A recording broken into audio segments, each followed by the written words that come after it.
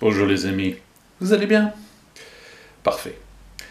Le thème de la vidéo aujourd'hui va porter sur les municipales 2020 et l'enseignement que nous pouvons en tirer. Il ne vous a pas échappé que les résultats du deuxième tour nous ont été présentés comme étant une vague du vote écologiste.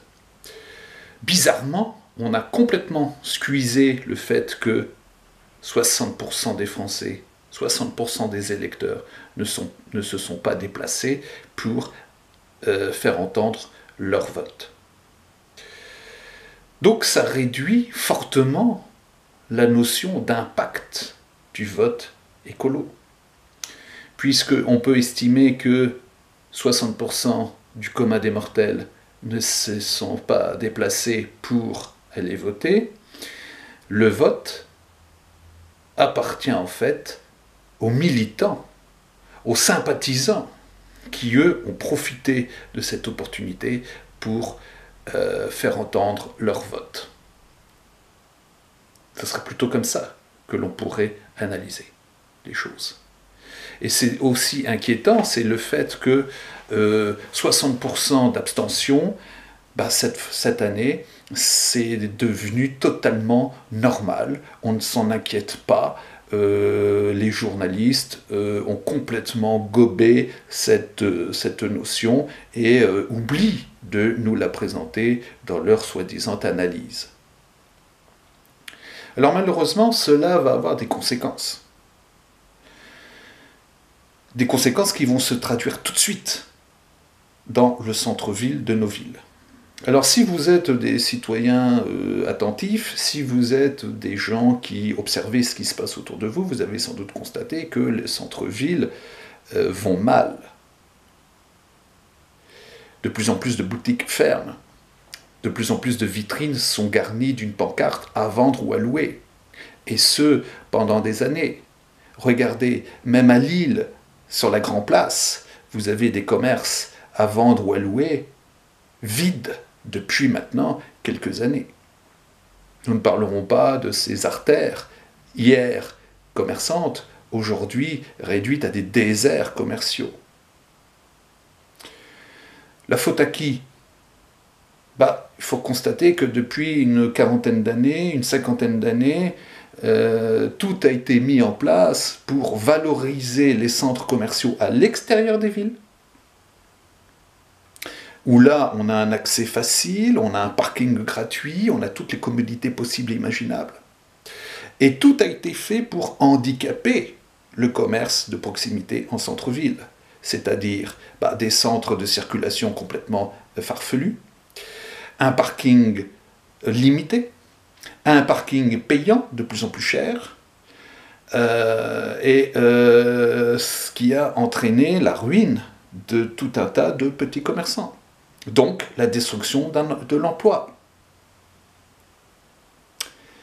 Et les distingués maires, les distingués conseils municipaux se sont émus de la désertion de leur centre-ville, désertion qui a été combattue en prenant des mesures, genre on embauche un chargé de mission, payé très cher, qui réfléchit à la redynamisation des centres-villes. Il faut peut-être arrêter les conneries.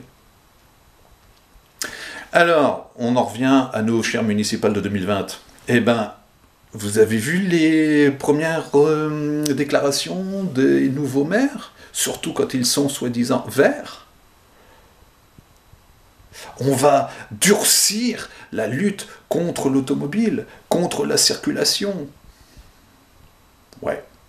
Il serait peut-être intéressant de prendre en compte l'avis des petits commerçants qui, eux, payent des impôts, qui, eux, sont taxés à mort, qui, eux, viennent de souffrir parce qu'il y a le Covid, parce qu'il y a ceci, parce qu'il y a cela. Et on veut accentuer ce mouvement. Non mais oh, on va où là ? On va où ? Donc, voilà un petit peu les choses qui se mettent en place, les 2-3 petites choses qu'il faut remettre d'équerre à ce sujet.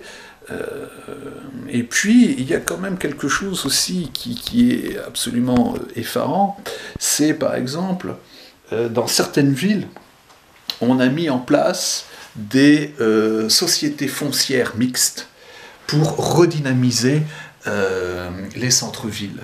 Donc, qu'est-ce que c'est que ce dispositif? Eh bien, ça veut dire que vous avez les pouvoirs publics qui mettent en place des sortes d'entreprises qui rachètent les vieux magasins de centre-ville pour les louer à des tarifs concurrentiels à des nouveaux prétendants commerçants. C'est rigolo parce que, quelque part, il y a quand même une démarche vicieuse.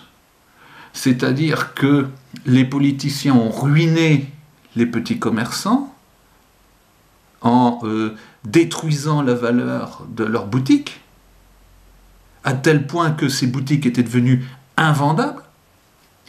Ces politiciens essayent de se rattraper en faisant racheter par le système public ces dites boutiques pour les louer à des nouveaux commerçants. C'est très bizarre parce que, quelque part, ça fait penser à une sorte de collectivisation, et ce n'est pas sans faire penser à des expériences historiques qui se sont passées, par exemple, dans les pays de l'Est, avec la vedette toute catégorie qui était l'URSS.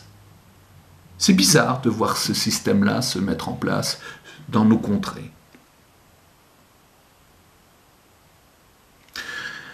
Donc, quelle leçon faut-il tirer? Il faut tirer la leçon, et ça fait plusieurs vidéos maintenant que je vous le dis, quand vous avez la possibilité d'aller voter, allez voter. Partez du principe qu'il y a toujours plus con que vous, et qu'il est inadmissible qu'un plus con que vous dicte sa volonté. Et puis, soyez excessivement vigilants, vérifiez vos informations, parce que on essaye de nous faire passer des vessies pour des lanternes. C'est pour cela que je vous encourage vivement à vous abonner à ma chaîne, à partager les vidéos, à liker, à les commenter, parce que plus on est d'abonnés, plus notre parole a de sens, et plus on a de chances de lutter contre ces langues de bois et ce détournement d'évidence. À très bientôt.